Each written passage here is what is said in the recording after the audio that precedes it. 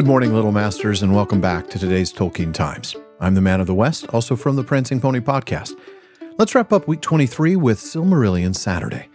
Saturdays are our chance to revisit the history and legends of the Elder Days, whether from the Silmarillion, Unfinished Tales, or something else.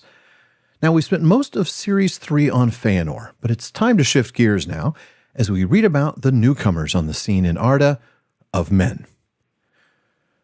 The Valar sat now behind their mountains at peace, and having given light to Middle-earth, they left it for long untended, and the lordship of Morgoth was uncontested, save by the valor of the Noldor. Most in mind, Ulmo kept the exiles, who gathered news of the earth through all the waters. From this time forth were reckoned the years of the sun. Swifter and briefer are they than the long years of the trees in Valinor. In that time, the air of Middle-earth became heavy with the breath of growth and mortality, and the changing and aging of all things was hastened exceedingly. Life teemed upon the soil and in the waters in the second spring of Arda, and the Eldar increased, and beneath the new sun, Beleriand grew green and fair. At the first rising of the sun, the younger children of Iluvatar awoke in the land of Hildorian, in the eastward regions of Middle-earth. But the first sun arose in the west, and the opening eyes of men were turned towards it, and their feet, as they wandered over the earth, for the most part, strayed that way. The Atani they were named by the Eldar, the second people. But they called them also Hildor, the followers, and many other names, Apanonar, the afterborn, Engwar, the sickly, and Firamar, the mortals. And they named them the usurpers, the strangers, and the inscrutable, the self-cursed, the heavy-handed, the night-fearers, the children of the sun.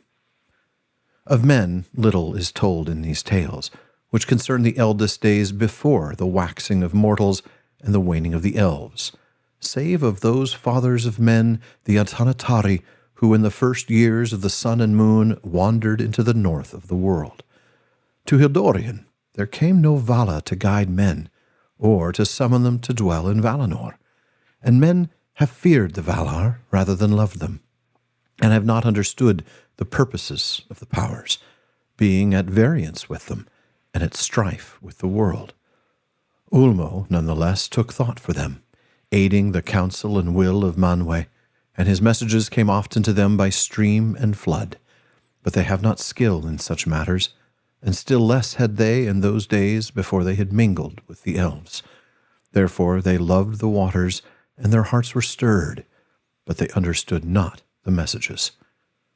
Yet it is told that ere long they met dark elves in many places, and were befriended by them. And men became the companions and disciples in their childhood of these ancient folk, wanderers of the elven race who never set out upon the paths to Valinor, and knew of the Valar only as a rumor and a distant name.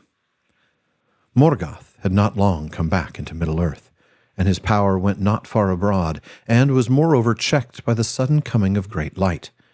There was little peril in the lands and hills, and there new things, devised long ages before in the thought of Yavanna, and sown as seed in the dark, came at last to their budding and their bloom.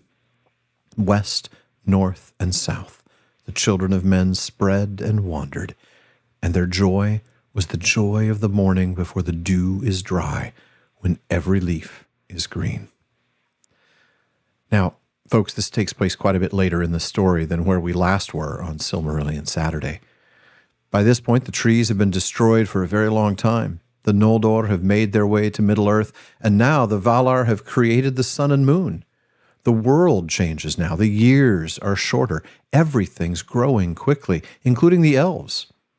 Men awake, looking towards the sun, and promptly get called names by the elves. The sickly, the usurpers, inscrutable, self-cursed, heavy-handed, night-fearers. Wow, this is typical. They call the dwarves the stunted people. So why am I not surprised here? Now we find out also that the Valar, having learned a lesson of sorts in their efforts to get the Eldar to Aman, decide not to guide men, leading men to fear instead of love them. Now Ulmo tried to give them messages, but men are well, not all that skilled in this, right? Now, they do end up meeting the Dark Elves. Remember, like the text explains, this doesn't mean evil elves. It just means the Morgoth, elves who didn't make the journey west, and they learn from them. But we end with a reminder that Morgoth is very much on the scene. Now, he may not be as powerful as he once was, and he's not as powerful as he will be. But we'll learn more about that next week. For now, folks, that does it for this week's Silmarillion Saturday, and for week 23 of today's Tolkien Times, thank you for joining me. Please visit patreon.com/Tolkien Times to learn how you can support the show, get an ad-free feed, a monthly hangout with me, a bonus weekly episode, and a lot more. And folks, if you're watching this on YouTube, please be sure to like, subscribe, and turn on notifications. Please follow or subscribe in your podcast apps and follow @Tolkien Times on Instagram, Twitter, and TikTok. Finally, as Faramir says, go with the goodwill of all good men.